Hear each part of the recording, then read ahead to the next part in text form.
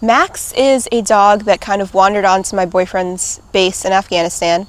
She was about 6-7 months old then, and they started feeding her, taking care of her. She started to live on the base, but she still kind of came and go as she pleased.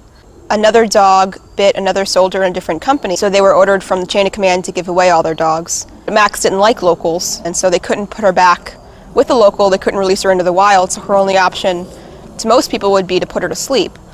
And she was actually on her way to get put to sleep, but the bridge had collapsed that they needed to get over to get her to get put to sleep. And so the day after that, one of my boyfriend's best friends called a rescue, and they came, picked her up, and brought her to the shelter. And then from there, we raised money here, and we got her home. When we went to go pick Max up, I think I was more nervous to pick her up than I was to pick my boyfriend up after not seeing him for 8 months. I didn't know what her personality was going to be. I didn't know if she was going to be too traumatized. I didn't know if she was going to like me. I knew that she would have some kind of issues here, but I knew that it would be a better life than no life, and to me that's worth it. We picked her up and she was very friendly, a little nervous but friendly. We brought her back to the house, and then she liked everyone that was there. She was jumping, she was giving kisses. I took her for a walk and she was fine. And progressively she just started to get a little unsure of herself and a little aggressive. Sarah was actually referred to me by our veterinarian, and I emailed her asking if she would be so kind as to come and train Max, and she's all for it. My name is Sarah Hodgson. I have been a dog trainer since I was 12 years old. I heard from Amanda about 2 weeks ago. Her veterinarian is a client of mine, and he often refers me, especially to hard cases. She was reacting to the neighborhood children. She was reacting aggressively to other pets in the house, and it was simply culture shock, dog style, canine style. I think this is a whole new world for her. I think a leash, the confinement of the house, the confinement of one general area to walk in every day, she has no idea what she's never done that before. She's always been able to come and go as she pleased, use the bathroom as she pleased, eat as she pleased. There's never a routine, never a schedule, never any kind of restriction. So I think now that she's restricted and seeing all of these new things at the same time, it's just so overwhelming for her, and she has no idea how to react to any of it. Part of Maxine's security is serving as Amanda's protector. That's her defined role in her current life situation, is that I am Amanda's protector, and therefore I am, because I have a purpose. So if I bring her out of that situation, we're going to see a little more insecurity. We'll see her relax faster.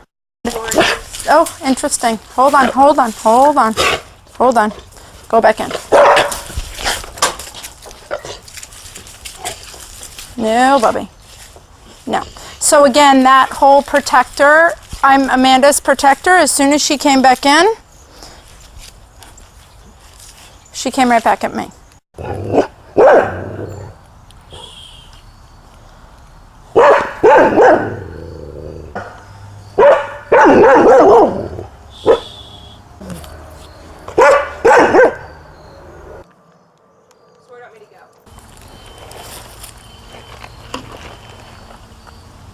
Do you like a busy bee? You do. Guess how many I have? Guess how many bees I have?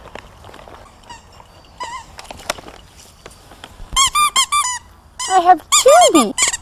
Right now I'm just trying to get her comfortable. I'm trying to get her to stop staring at me, stop reacting defensively to every motion. Getting, kind of tapping into her inner puppy, letting her play. She's doing all of this relatively nicely. Now I'm going to try to move my hand closer to her. Again, I even got a nice sniff. She was actually butting me over here with her teeth to show me she would bite me if I moved too quickly, and you notice now that I'm able to move. It's only been a couple of minutes, so it's a lot of progress for her.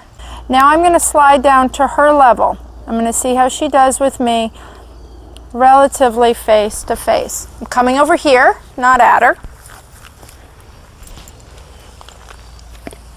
Good girl. I'm looking at the ground, not staring at her.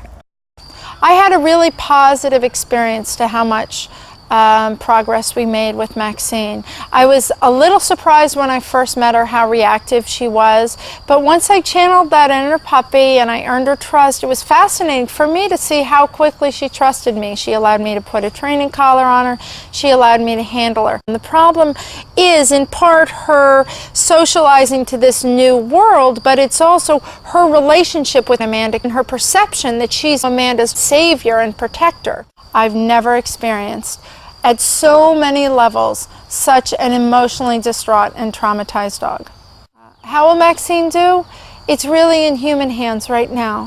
What I hope for her in my heart is that the people who are in charge, who are surrounding her with love, can also surround her with structure, can also take the time to socialize her to these experiences until they become familiar, until she feels safe. I had always thought that Maxine was a sweet dog, and with Sarah here I kind of got to see that she was a sweet dog in all aspects of her life, not just with me. A lot of work is next, a lot of time, and then hopefully in the next few weeks, the next month, we'll find her a good home who's also willing to put that time and work into helping her. I am thrilled that Sarah came today. Very happy. I think Max is happy too. I think Maxine's lost, but I think she found someone to guide her home with a little help from me.